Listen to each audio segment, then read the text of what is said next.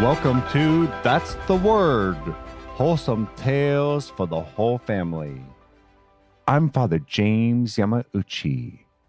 Today's story, dinner time in the sick ward. The friar could not remember what he had come into the room to do. He was not even thinking about that now. He was staring in shock at the scene before him. He knew that the monastery nurse cared for more than just sick friars. Even the animals received his care. Apparently, his latest patient was a sick mother dog with a new litter. The nurse was in the room with them. He had brought them a bowl of soup and was watching the puppies and their mother lap it up. The nurse was also caring for a sick mother cat and her kittens. He had also fed them, and the felines were eating away. What shocked this friar, though, was that the dogs and the cats were eating from the same bowl. These were not domesticated animals. These were feral creatures that ran the streets, natural enemies. However, they set aside their differences for this meal at the behest of the nurse. Eat, be quiet, and do not quarrel, he told them. Regaining his senses, the friar was about to turn and call in more brothers to see this wonder, when his eye caught sight of something else. A little mouse had poked its tiny head out of a hole in the wall. Smelling the soup, it was cautiously scurrying closer and closer to the bowl. The nurse saw the mouse and addressed it. "Don't be afraid, little one. If you are hungry, come and eat with the others."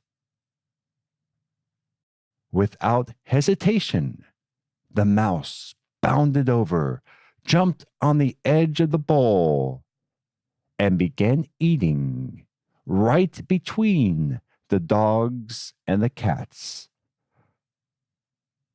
All three species sat around the soup, peacefully eating together. To the friar who had just walked in, the scene was incredible. But this was just another day for the wonder-working nurse. He cared for all with charity, whether rich or poor, or even an animal. His deep humility and holiness made him beloved by the whole city, and his works of healing were nothing short of miraculous.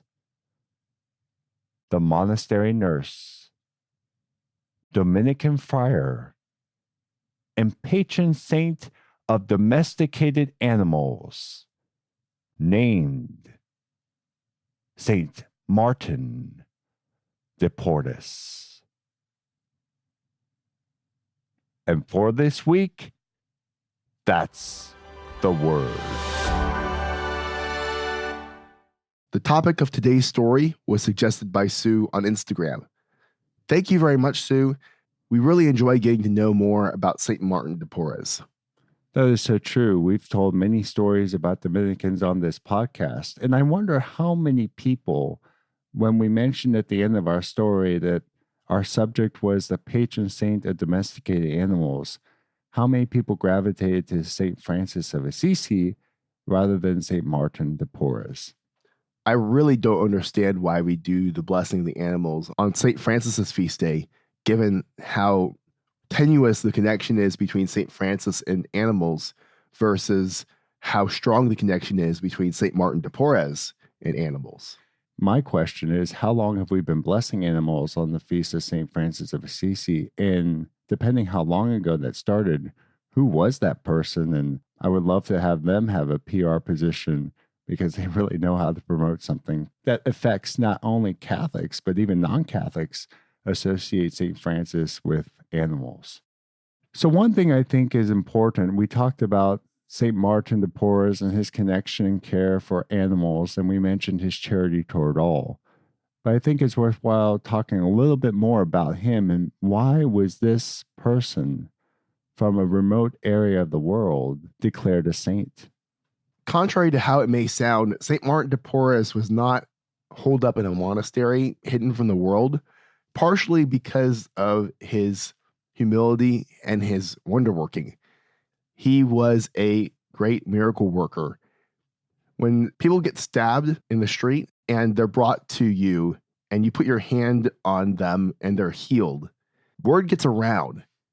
St. Martin de Porres worked so many amazing healings that the whole city could not help but know about him. Now it's trivia time. Ba-ba-ba. Last story's trivia question was, what book did St. Raymond encourage St. Thomas Aquinas to write? the answer is The Summa Contra Gentiles. Gentiles refers to, of course, non-believers. This story's trivia question is, In what city did St. Martin live? That question again. In what city did St. Martin live? if you think you know the answer, email us or contact us on social media and let us know. If you enjoy That's the Word, please share the word. You can see the story extras for this story at thunderrock.org, where you can see an image of St. Martin de Porres. Thunderrock.org is also where you can sign up for our weekly newsletter and where you can find our social links and our email if you have any feedback or story ideas like Sue did. Thanks for listening and join us next Wednesday for another wholesome tale for the whole family.